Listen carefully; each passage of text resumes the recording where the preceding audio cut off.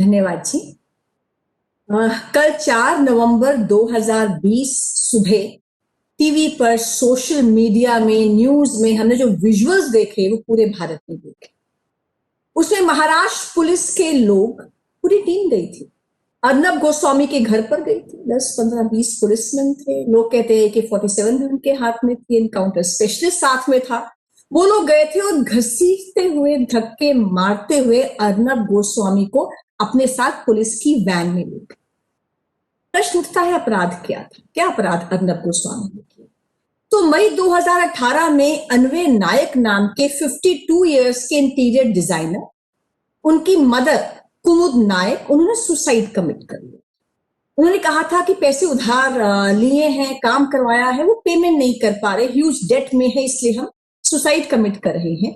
और जो suicide note रखा उसमें 3 लोगों का भी नाम लिया गया। कहा कि हमारी मौत के जिम्मेवार अर्नब गोस्वामी और उनकी पेरेंट कंपनी है रिपब्लिक टीवी की, जिसने 83 लाख देने हैं, फिरोज शेख और उनकी कंपनी है, और नितेश शारदा और उनकी कंपनी है। 1 साल पूरा इन्वेस्टिगेशन चला।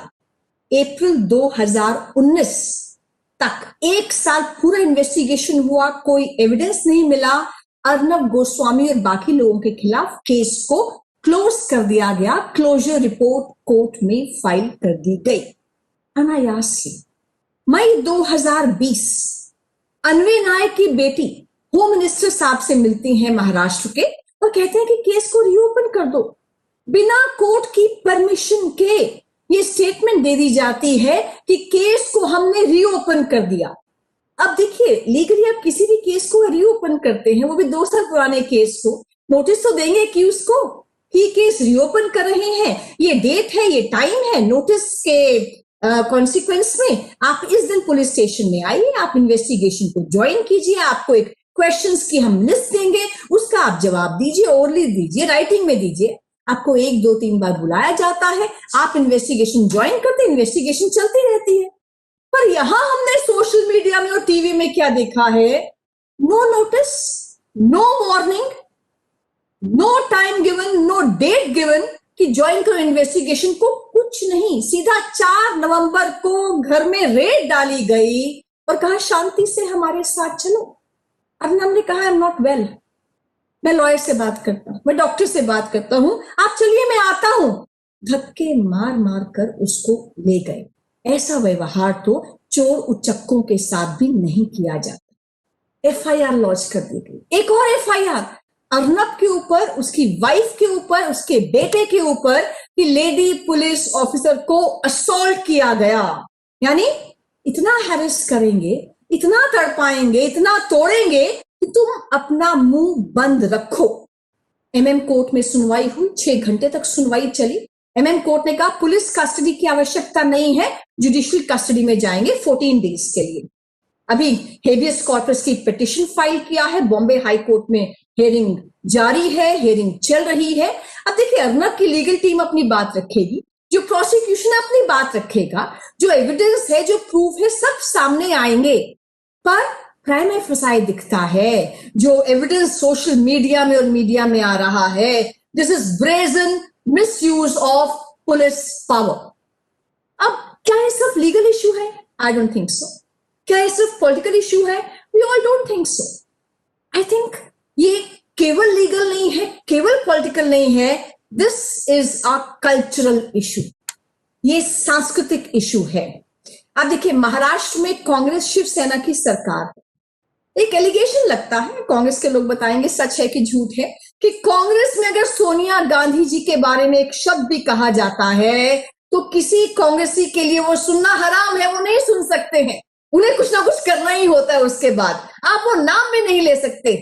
अर्नब ने गुस्ताखी की, उसने डायरेक्टली सोनिया गांधी से क्वेश्चन किया कि पालघर में जब 16 अप्रैल 2020 को 2 साधुओं को, उनके ड्राइवर को, क्या 60 साल के साधु थे, 32 साल के साधु थे, साथ में उनके ड्राइवर को पुलिस की प्रेजेंस में मार मार कर उनकी हत्या कर दी गई, तो अर्नब ने कहा कि इसमें जो साजिश है वो क्रिश्चियन मिशनरीज की लगती है, लेफ्ट की लगती है, और कुछ पॉलिटिकल पार्टीज महाराष्ट्र की हैं, उनकी लगती है, मैं इसको एक्सपोज कर दूंगा।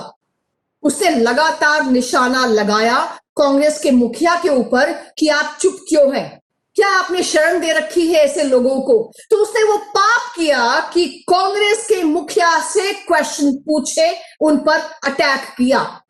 यही नहीं किया, कहते हैं कि शिवसेना में सरकार की एक बड़ी प्रॉब्लम है, प्रॉब्लम्स तो कई सारी हैं, एक बड़ी प्रॉब्लम है पुत्र मोह की। आपने वहां जो नंबर 1 पुत्र हैं उनके खिलाफ आपने कहा एविडेंस मौजूद है सुशांत सिंह राजपूत के केस में। अब क्या एविडेंस है वो अर्नब को पता होगा, लेकिन उसको उसकी बात कहने का अधिकार तो है। लेकिन यहां शिवसेना को लगा अरे जिनके बारे में कोई नहीं बोल सकता उनके बारे में अगर ये बोल रहे हैं, ये सबसे बड़ा अपराध कर रहे हैं, तो वहां पर कांग्रेस के बारे में आपने अपराध कर दिया, यहां शिवसेना के बारे में अपराध कर दिया।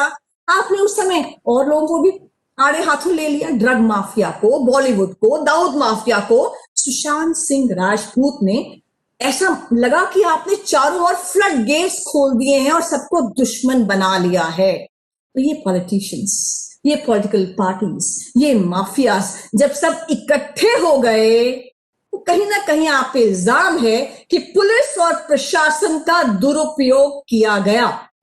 अब देखिए आपके मिनिस्टर्स कह रहे हैं, रिपब्लिक टीवी पर दिखाया गया है, उनके अंडरकवर एजेंट ने इंटरव्यू लिया है आपके एक व्यक्ति का, और वो मिनिस्टर साहब क्या कह रहे हैं कि इतना परेशान कर देंगे, इतना प्रताड़ित कर दिया जाएगा कि अर्नब गोस्वामी सुसाइड कमिट कर लेगा।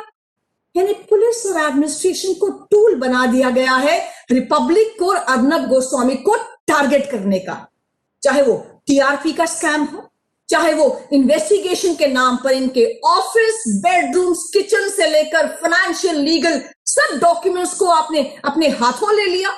आपने 10-10 घंटे इसमें इंटेरोगेशन की। ये जो माइंडसेट है ना इंटॉलरेंस का, क्या आपने हम पर अटैक किया है, हम आपको छोड़ेंगे नहीं, either you are with us or you are our enemy. ये जो इमरजेंसी माइंडसेट है, ये इनटॉलरेंस का माइंडसेट है कि आप हमारे खिलाफ आवाज उठाओगे आपको बर्बाद कर दिया जाएगा।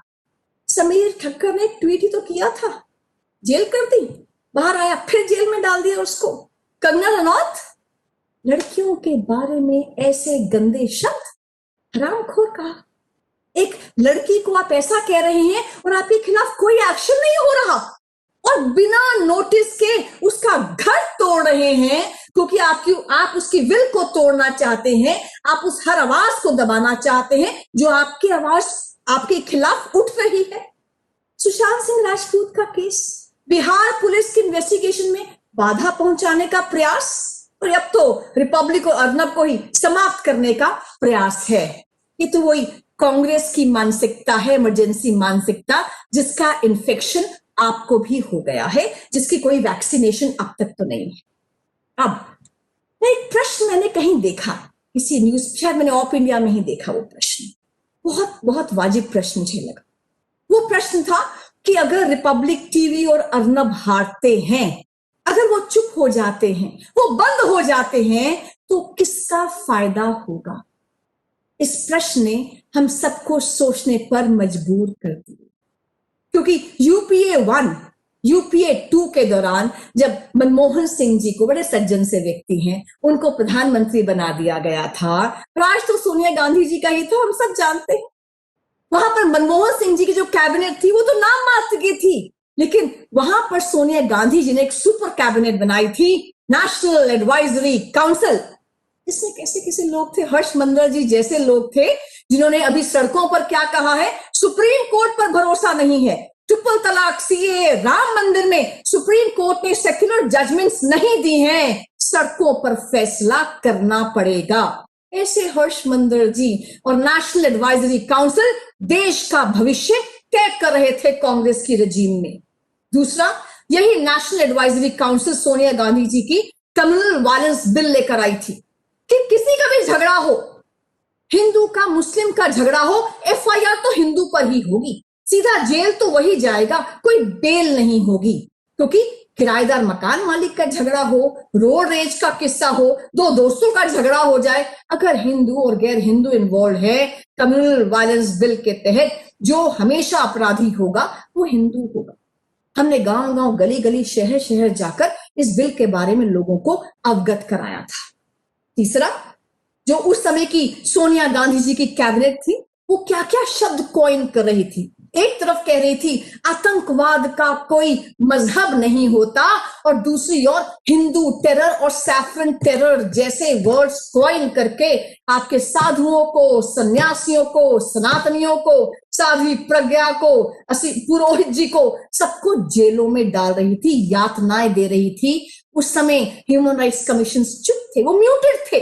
जब प्रधानमंत्री ही म्यूटेड थे तो ह्यूमन राइट कमीशन क्या कर लेते उस समय। प्रधानमंत्री जी ने क्या कहा, the first right over national resources belongs to Muslims.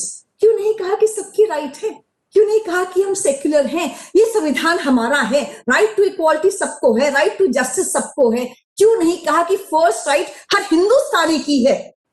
क्यों कहा सलमान खुर्शीद जी ने कि बाटला हाउस का जब ऐसा एनकाउंटर हुआ था ना, तो उस समय जो लोग मरे थे, सोनिया गांधी जी को रात को नींद नहीं आई। उसमें जब इंस्पेक्टर मोहन शर्मा जी मरे थे, उनके बारे में एक आंसू भी नहीं बहा। तो इस पूरे समय से हम गुजरे हैं। इस समय में लगता था कि एक औरंगजेब था, और दूसरी ओर ये जो आज चल रही है, एक इंटॉलरेंस की संस्कृति चल रही है। क्या भारत भारत के नाते रह पाएगा? आज जो सोफिस्टिकेटेड इंग्लिश मीडिया है, जो आज बात कर रहे हैं, तभी आवाज में कह रहे हैं हाँ we don't agree with our style of functioning, but he should not have been arrested.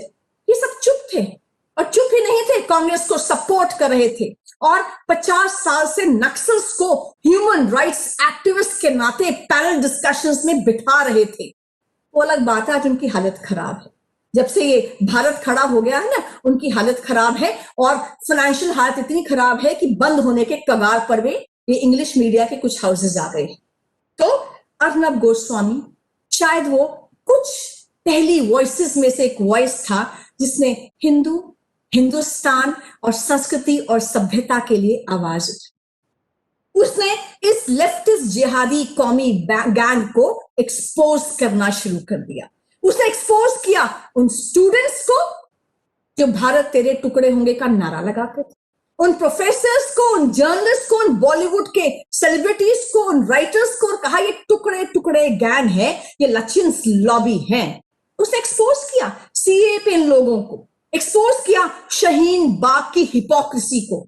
उसने हाथरस पे वो प्लान एक्सपोज किया कि कैसे गांव गांव में जाति के नाम पर लड़ाने का और जहर फैलाने का हाथरस का अभियान था।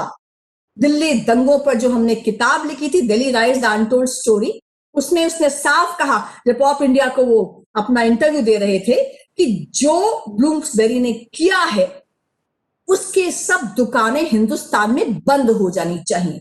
बेबाकी से उसने हर उस व्यक्ति का साथ दिया जो राष्ट्र के साथ खड़ा है।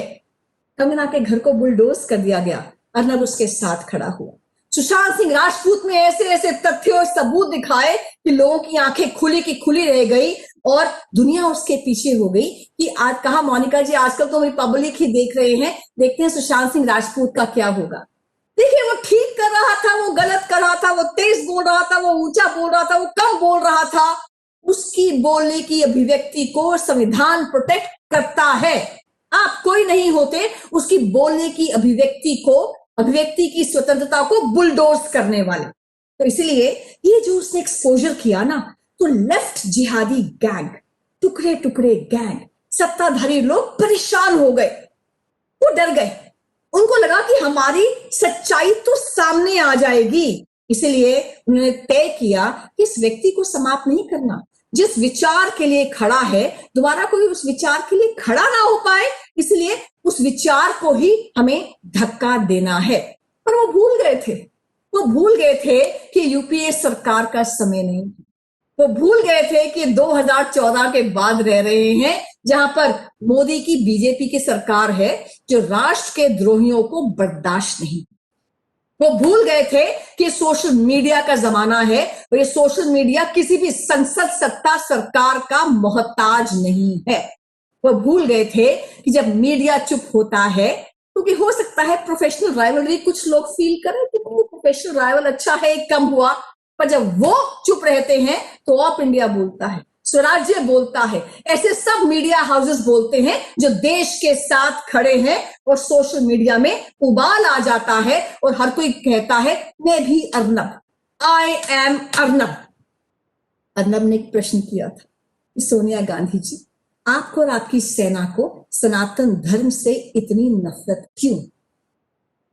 अर्नब ने कहा था, पालघर का मुद्दा बीच में रह गया कि सुशांत सिंह राजपूत के मुद्दे ने समय ले लिया। मैं वापस आऊंगा, पालघर पर वापस आऊंगा, और ये जो साधुओं की हत्या की साजिश है, क्रिश्चियन मिशनरीज पे सस्पिशन जाता है, इन सबको एक्सपोज करूंगा। तो यही बात कह के अपनी बात समाप्त करूंगी कि कुछ लोग कहते हैं कि ये कानूनी लड़ाई है, कुछ लोग कहते हैं कि ये राजनीतिक लड़ाई है, पर मेरा मानना है और शायद हम सभी का मानना है, ये उससे कहीं बड़ी लड़ाई है। ये सांस्कृतिक लड़ाई है। एक तरफ है हेट इंडिया ब्रिगेड और एक और है मेक इंडिया ब्रिगेड। एक तो और है लेफ्ट नक्सल जिहादी गैंग और दूसरी ओर है राष्ट्र प्रेमी लोग जिन्हें सर पर कफन बांधा है और कह रहे हैं कि मैं रहूं या ना रहूं, ये देश रहना चाहिए। इसीलिए इस देश ने तो कासिम को देखा है, तुगलक को देखा है, औरंगजेब को देखा है।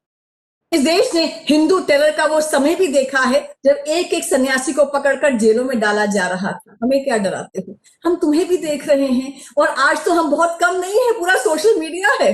100 करोड़ लोग देश के आज साथ खड़े हैं और तुम्हें तो हम उंगलियों में गिन सकते हैं कि तुम हो कितने। तो इसलिए समय बदल गया है, तुम भी बदल लो।